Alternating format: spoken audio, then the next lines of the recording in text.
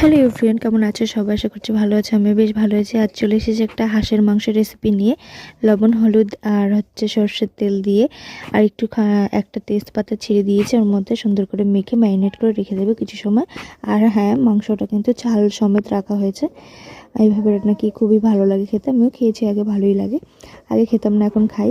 এদিকে পেঁয়াজটাকে কুচি করে নিয়েছি আগে, আর এদিকে আদা আর রসুন আর লঙ্কা বাটা নিয়ে করে রেখেছি, পাটাতেই করে রেখেছে। পেঁয়াজটাকে ভাজা ভাজা করে আদা বাটাটাকে আগে দিয়ে সুন্দর করে কষিয়ে নিচ্ছি, নাড়াচাড়া করে, যতক্ষণ না এটা আদার একটা কাঁচা গন্ধ চলে যায়। তারপর ভাজা ভাজা হয়ে গেলেই এবার দিয়ে দেবো রসুন বাটাটা। অর্ধেকটা রসুন বাটা দিয়েছি, আর একটু রেখে দিয়েছি। রসুনটাও বেশ না সুন্দর করে ভাজা ভাজা করে নিচ্ছি, দেখতে পাচ্ছ। তারপর লঙ্কা বাটাটা দিয়ে দিলাম। এটা হচ্ছে শুকনো লঙ্কা বাটা। সুন্দর করে দিয়ে কষাতে থাকবো যতক্ষণ না উপর থেকে তেল ছেড়ে দিচ্ছে, ততক্ষণ পর্যন্ত সুন্দর করে কষাতে থাকবো। এই দেখতেই পাচ্ছ, সুন্দর করে তেল ছেড়ে দিয়েছে। এবার মাংসটাকে দিয়ে দেবো। ওই যে সবুজ সবুজ দেখতে পাচ্ছ, কলির মতো লাগছে, পেঁয়াজ কলির মতন, ওটা হচ্ছে পেঁয়াজের যে একটু গাছ বেরিয়ে যায়, সেই পেঁয়াজের ওগুলোকেও আমরা কেটে দিয়ে দিয়েছি ওর সঙ্গে।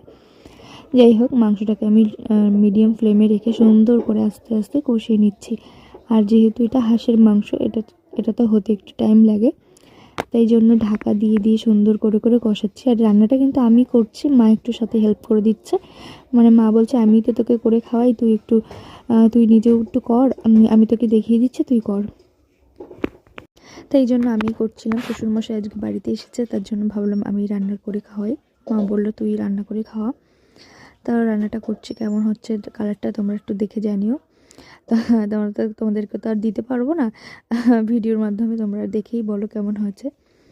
যাই হোক, সুন্দর করে কষাচ্ছিলাম, ঢাকা দিয়ে দিয়ে দিয়ে দিয়ে কষিয়েছি। তারপর আলুটা কাঁচাই দিয়ে দিয়েছি, তাহলে কি হয়, মানে বেশি একটা গলে না, আর ঝোলটা গাঢ় হয় না, একটু পাতলা টাইপেরই থাকে।